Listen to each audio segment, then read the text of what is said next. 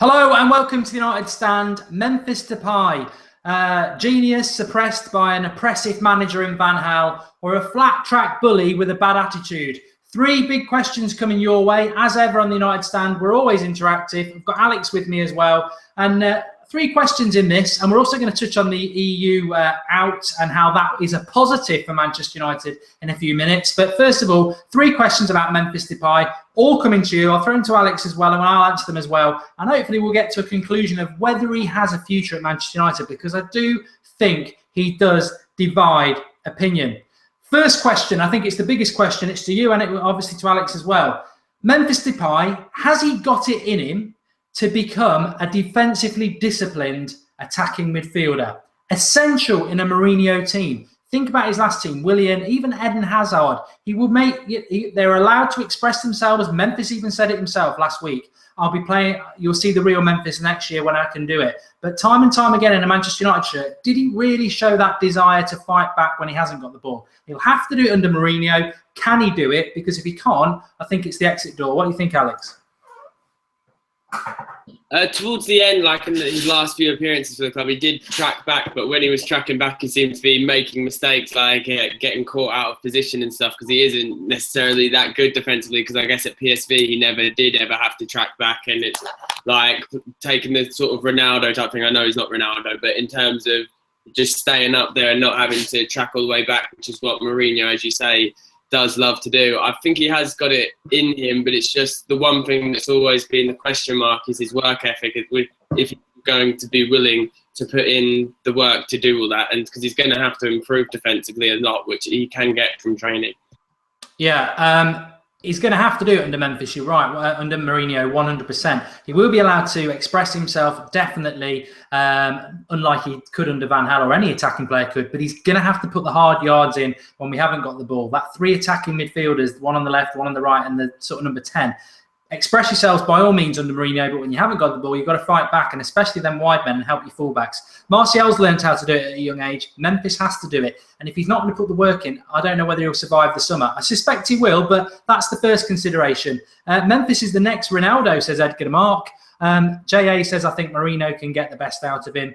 Extreme HD Gamer Boy, I feel like under Jose, he could be a revelation. Rob Luck says David Cameron is not Prime Minister anymore. Not quite breaking news. That was a few hours ago. Mark, how about Memphis as a number 10? Interesting. Marshall on the left, Memphis on the right. I don't think he works on the right personally, but I will ask Alex about that in a moment. And a good question from Distant Temple, which is my third one. The next question is Memphis Depay a fraud or an oppressed genius? And it's a fair question. When we did the video when he signed about a year ago, just over a year ago, we were like, I said put a tenner on him being the Young Player of the Year. I really rated him that highly. Always a risk coming from the Dutch League, but didn't get even close to what he was doing for PSV. And he was a good free kick taker there. You can't blame Van Gaal for that. He had free kicks for United, and his just whole game just seemed to evaporate. Why was that? PSV, like I said, signed from there. Interestingly enough, Newcastle signed an attacking midfielder from PSV at the same time. Played with Memphis, was in the shadow of Memphis. George Wijnaldum. He's done pretty well in a Newcastle team, Alex. Is Memphis as good as we suspect he is? Or is he just one of those players that, the Dutch League is his level and he'll never do it in the Premier League? It's really hard to tell because he does show, and he has shown glimpses of absolute brilliance. Like I've seen it replayed on my Twitter a few times in the last few days. That thing he did, I think it was at home to Michelin, where he did that like kind of Rabona thing, like round one of the players, and it's just like such class that you don't really see many players do stuff like that. But it was, as you say, again, like being a flat track bully against the poorer teams. But a lot of people in the comment section touched upon, and it is true, Memphis, when he first started for us, was actually playing really well. But then the big thing that happened was Luke Shaw getting injured, because he's the only one that the only fullback that actually overlaps and then gives Memphis more space, because they're also having to track Luke Shaw.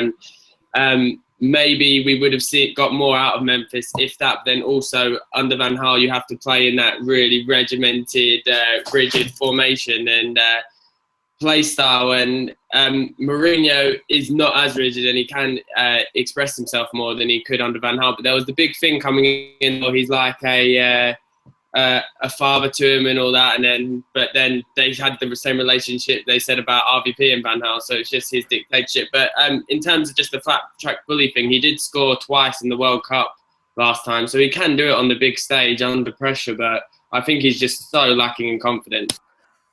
Yeah, you're not the only one to say that. Santiago Villanueva says confidence in, and he deserves a chance under Jose, says Jake Bull. Free kicks are based on confidence, says Dan the Bug. Memphis was scared to be dropped, which weighs on his shoulder. I think confidence is a running theme there. One thing I picked up, even in the early season under Memphis, was that he holds on to the ball too long. Whether that is, because I saw him at PSV and he didn't do that, and I always felt that was a Van Gaal-ism. That he was making him hold on to the ball too long. And in the Premier League, it was too long. It was giving defenders chances to get back. He was getting tackled. And I think by his own admission, he's not been playing freely. He's having to overthink things because he's got Van Gaal in his head saying, don't you do this, you don't do that. And attacking players like that, they definitely need to be able to express themselves. I said it at the time, as Alex said there, when we played Midtjylland, it was a pub team. He played like Ronaldo on Red Bull. The next game was Arsenal. We said he needs to do that. Some people think he played quite well. He didn't play anywhere near that level. So the flat track bully thing is probably fair, but I don't think you can underestimate how suppressive Louis van Gaal was. I think he can do it under Mourinho. I think he's starting again from scratch, and there's big question marks about him and his hard work ethic and his attitude, which we've also heard about, that he's a bit of a hooray Henry, turning up for the reserves in a Rolls Royce and everything like that. Unfortunately, that's the modern young day footballer. Can't necessarily criticise him about that, and United should have done their homework to know that that was his attitude anyway, which we'd sort of heard of. I remember at the time that he had a bit of a bad attitude, and if that carries on, what can you do about it? But I do think in an attacking sense, I think he could be a revelation. I think much will be defined about whether he can put the hard work in, because Mourinho needs to be able to trust his players when they haven't got the ball. Which leads me into my next final question in relation to this, which is number 7 shirt. He was the number 7 shirt, and quite interestingly, Ronaldo was given the number 7 shirt as an 18-year-old. So it's not unprecedented to give a new signing the number 7 shirt and for them to do well. However, I think it's quite fair to say that Memphis has not done well owning a number 7 shirt. Do you, the viewer, and obviously to Alex now, do you think he should retain that number 7 shirt for next season? Whether it's deserved to retain it, or is it too much pressure for him? I think he may as well just keep it. Since Ronaldo left, basically, we haven't really had much luck with number 7. So I think if we pass it on, we just end up giving it to another person that might not fill the void. I know people will say Martial and then give Zlatan number 9. I personally hope that doesn't happen, because I have a Memphis and a Martial shirt, so that would have been a waste of money with both of them. But I think his ego can handle it. I just think he is low on confidence, but I think I've said on the show so many times, I sound like a broken record, but I think his biggest problem, and we don't yet know how Mourinho is going to set the team up, but his biggest problem, if he's going to set it up like I think he will, is that Martial plays the same position as Memphis, and I don't see him working as well centrally or on the right, because his greatest asset is cutting in off the left and having a shot on his right foot. In fairness, Alex, you have said that quite a lot. The biggest problem Memphis has faced is the revelation that Martial has been on the left. And I do think Martial will be a very good number 9, but I'm old enough to remember Thierry Henry, and Martial needs to stay on the left at least for the next season and a half. And that's where he's going to learn, because he's running at players rather than having his back to goal. And that's great for Martial. It's unfortunate for Memphis. Memphis, for me, I do have concerns about whether he's going to put the hard work in, but I think Mourinho is the one manager in the world who can make him do that, and then it's down to the player. I think he'll be given a chance. I do think he's got the potential to be a very good player with the freedom and not being under pressure under Van Gaal. The number 7 shirt, I don't know. I don't think it's that massive a deal. Maybe give it to Mkhitaryan when he signs, and give Memphis another number. But if that's going to make him get the sulk, it's a very precarious position. But based on them 3 questions then, I'm just going to read some of your comments. Let us know, where do you stand on Memphis? Do you give him another year, or would you get rid? Any news about Mkhitaryan, says Nitan? I think the deal was very close to being done, to be honest. They're after Schürrle now, which will be pretty much a replacement. Faisal's on about Memphis flourishing under confidence. Kane says, I think Memphis will improve next season. No idea why people make a big deal about it. SJ Designs can't do anything about his lavish lifestyle. It's his choice. If he can prove it on the pitch like Ronaldo, doesn't matter. You can't fault Ronaldo's work ethic, though. Even now, as a multimillionaire, he puts the hard yards in. You can see that. Sukesh says, no, I don't think so for Memphis. Get rid of Memphis. He's crap, says Anthony Abdora. Jose loves loaning out players. Maybe that's the way for Memphis, says Timo J. If you take number 7 from Memphis, that would be the ultimate show of no confidence to the player, says Dan the Book. I'd agree with that. Memphis deserves another chance, says Junior Greg. Should we sign another right back? Michael Owen is the best United number 7 ever, says Connor. I absolutely love Memphis. He is a class player, needs time, says David De Gea. On you, Alex, I presume you would keep him. Yeah, without a doubt. I know I've said this on the show so many times as well, but you can't. If we're going to write players off after one season, then we wouldn't currently have the best keeper in the world, and he is still the best keeper in the world. I don't give a damn how he plays for Spain because he's class for United. But one more season, if he shows no signs, like not even the slightest sign of improvement under Mourinho, then sell him. But he deserves another chance. I think every single player we have deserves a chance in pre-season at least to try to impress Mourinho. But I would still give Memphis another season. No, I wouldn't. I would not disagree with that. I think it's so. If you're anything other than a defender in Manchester United's squad, you do deserve another chance because you cannot underestimate how oppressive Van Gaal has been. I even include people like Schweinsteiger, Schneidlin, Herrera in that, who are more box to box, definitely, evening Carrot fan. But yes, I don't think everyone deserves a chance. I think there's certain players in that squad who we've seen enough of who should just be got rid of. Phil Jones, Rojo, Fellaini. And I'll let Mourinho decide on Mata because he's got rid of him once before. But I definitely think the likes of Memphis do deserve another chance. Karen Deep's on about Manolas. Hopefully you will sign.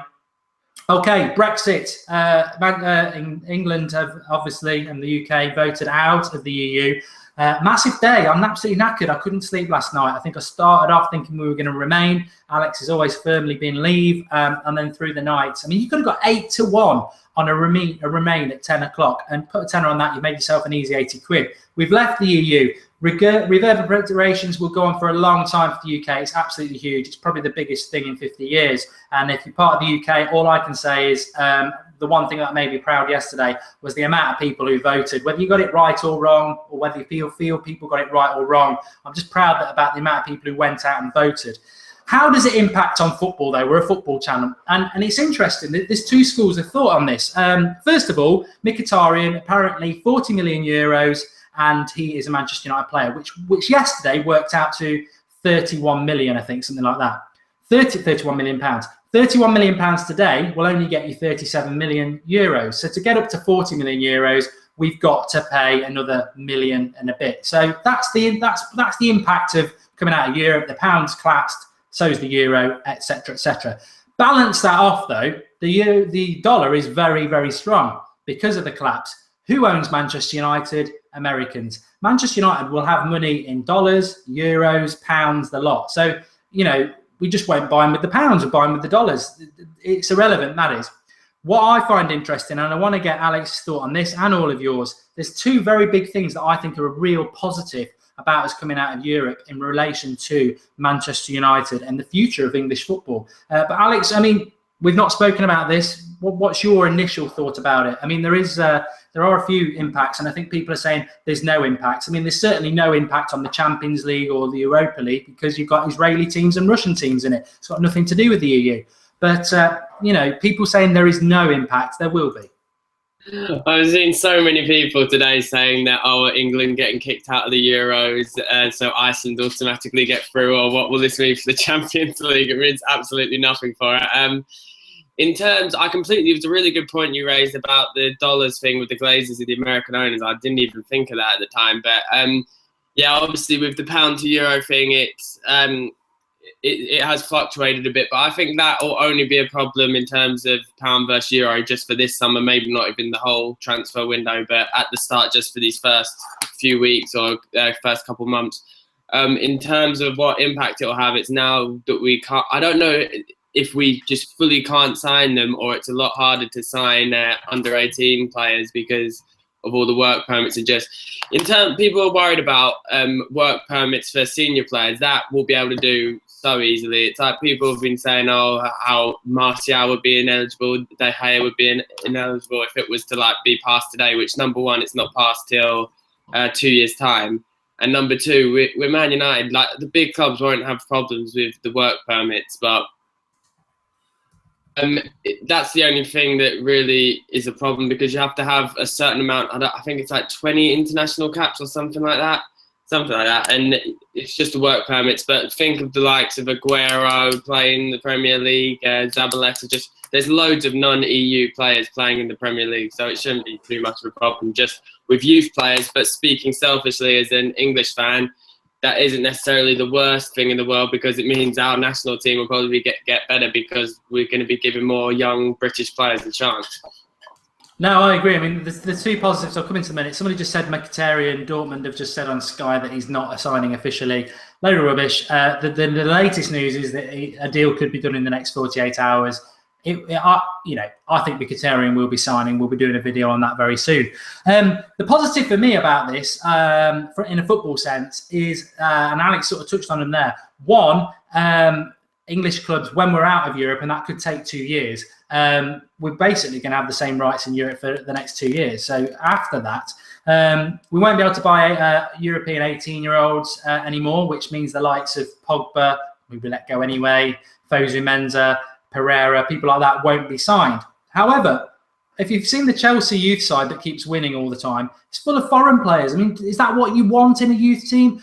The percentage of players that come through from the youth team are very small anyway. I would rather they were British players. So for me, that's a positive, that our youth sides will start to get full up with British players, which is a big positive for me.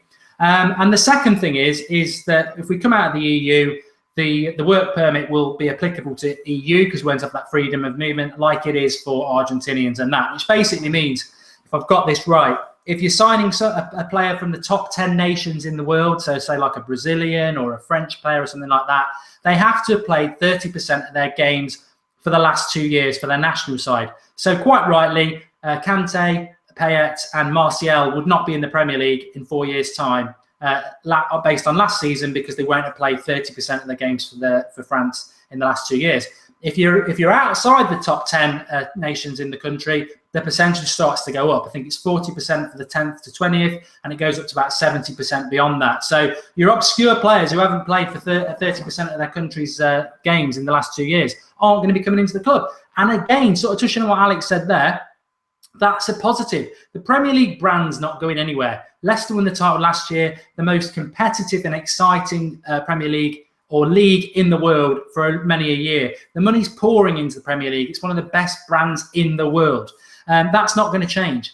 People say, oh, if you're not attracting the best players. Well, actually, this change of coming out of Europe and only being able to buy the top players, will have the money to do it. It means the top players will come into the league. And we won't have so many of these lesser players in the league, which again will force clubs to do more around youth and British players, which is better for our league, makes it more interesting. And also, people going about the best players or won't be able to track the best players. I would argue, and I'll throw this to Alex, I said this to somebody at work today, name me one player playing in the Premier League who's in the top, no, more than one player, who's in the top 10 players in world football at the moment. And I can only think of one who's in the top 10 players in world football at the moment. And for the best league in the world and the richest league in the world, I think that's pretty poor. Yeah, I guess the one I'm talking about is Aguero. I guess you could make arguments for Aguero when he's in form, so not last season, the season before, Hazard, Kevin De Bruyne maybe, but yeah, apart from that, there really aren't that many. But if you look at the top leagues in Europe, like the Spain, Germany, and even if you look at the likes of Italy and compare it to England, it's like something like 90% or more of the Bundesliga players are German, similar in La Liga with things, same in Serie A. And then if you look at the Premier League, it's something like 20% English. So I think the brand is strong enough that even if the foreigners were to leave, that it's still the English style of play is what attracted people to the league. So they're still going to be watching it because it's still going to be the most entertaining league, even if some of the foreigners do leave it. And then you'll just get like bright players, like who would have thought, like players like Rashford, how good he is at, like, he is like a tricky like type. He plays like a foreign player to me. I think you don't see many English players with his like play style. So you will see like more English players come through or British players come through. I love Anthony Martial. I think he's brilliant. But, you know, the player who gets me most excited at Manchester United, and it will always be the case, is Rashford, because he's British and he's come through the youth system. And this coming out of Europe, which is going to happen, I think it's a real positive for our league. Somebody just said, Ohms96, how can you say Premier League is the best in the world? It is the best in the world. I'm not saying it's got the best team in the world. It's the best league in the world. La Liga is Spain in the sun. France is a joke. Italy, they're not that good. Name me a better league than the Premier League. It's the most competitive. It's the best watched. It's the most entertaining. It should have more of the best players in the world. I think for how rich it is, it's quite poor. Lewis Batchelor, fantastic comment. De Gea is in the top 10. Never considered him because he's a goalkeeper. You're spot on. He probably is. But I agree with Alex. It was Aguero, because when you think about the top 5 are quite easily, isn't it? It's Ronaldo, Messi, Neymar, Suarez. You've then got the likes of Bonucci, Zlatan. I'm missing people here. Bale, Verratti. You know, you could argue the likes of Silva in that, but my point is we don't really have the creme de la creme in the Premier League, and we should do. And I think coming out of Europe, people have to spend more money on the British game, and maybe we'll go for them more marquee signings of limit it down. But Alex is spot on. The likes of Dortmund, the likes of Germany, Italy, Spain, the percentage of players from their country is massive compared to ours. And that is what this vote is all about for those people who voted leave anyway. It's about making Britain, the UK, more about the people who live in the UK. And football reflecting that is something that I'd be really positive about, to be honest. And I'm not too fussed about this. We won't be able to scout 14-year-olds from France anymore. I don't really want that. I'd rather we were putting more into our British game and bringing the likes of Rashford through and others like we have in the past. It's many a year since the class of 92. Nielsen says Premier League is the best, but I watch Spanish and Portuguese league, nowhere near Premier League. Class of 92 wouldn't have been the players they were without players such as Roy Keane, Peter Schmeichel, and Eric Cantona, says Dan the Bug. They would have been exactly the same players. The team wouldn't have been the team it was without that experience in it. The players would have still been as good. They probably wouldn't have had that success, though. Alex, anything else you wanted to point out? There was something I've completely forgotten. Just something that someone... Walker112 said, and it was something that I read earlier, is that with Real, they're only allowed 3 non-EU players. So now that we've done the referendum, Gareth Bale would suddenly class as a non-EU player, so that they might be forced to sell him I know they want to sell James, but they'll want to bring in like a big other non-EU player. So I think it could open the door for us perhaps signing Bale, and obviously they'll want a load of money for him, but he's worth the money, I think. All right, so is that in the Liga that they can only have 3 non-Europeans? Because that's not the same here, is it? That's why they had to sell Di Maria when they signed James. All right, I didn't realise that. It's weird how one league, even though they're part of Europe, has it quite different. Do you think James is the big signing? How is your... Well, I'll ask Alex that because we covered this on the show last night and I've had my say on that. This marquee stand-up signing from Mourinho, have you got any thoughts who that would be? I mean, personally, I'd be disappointed if it's Zlatan because we've spoken about that so much. Same with Mkhitaryan. I think personally, I wrote it on your status about it yesterday when you were saying about it. I think that it would just be Zlatan. I know it's like he's been rumoured to be joining for ages, but he is like a huge name signing. I know he's not really coming in his prime, but we don't really have that good of a track record with signing players in their prime, big names in their prime anyway. But I would love it to be Pogba or something or the likes of. If Pogba does go to Real Madrid like they're in talks apparently, then if we got Kroos or Modric, I'd love that. But I think it will be Zlatan, and I don't think Mkhitaryan counts as, even though he's a brilliant player, I don't think he counts as like a marquee signing, because when I think marquee signing, I think like the big names. I'm sort of throwing people, both live comments and Alex on the spot here, just to sort of finish up slightly. I've tweeted this last night. I want to get everyone's opinion and Alex as well. I said, it's not about Galacticos for me. You know, Pogba would be fantastic. Griezmann's not going to happen. Your Bales, whatever. But personally, if somebody said you can have 4 signings, it's more about team for Manchester United, future for Manchester United, and the right sort of signings for where we need them. And if I was given 4 dream signings for this summer and only 4, they would be Zlatan to play the number 9 position, 100%. Mkhitaryan, Manolas as centre-back, and Toni Kroos.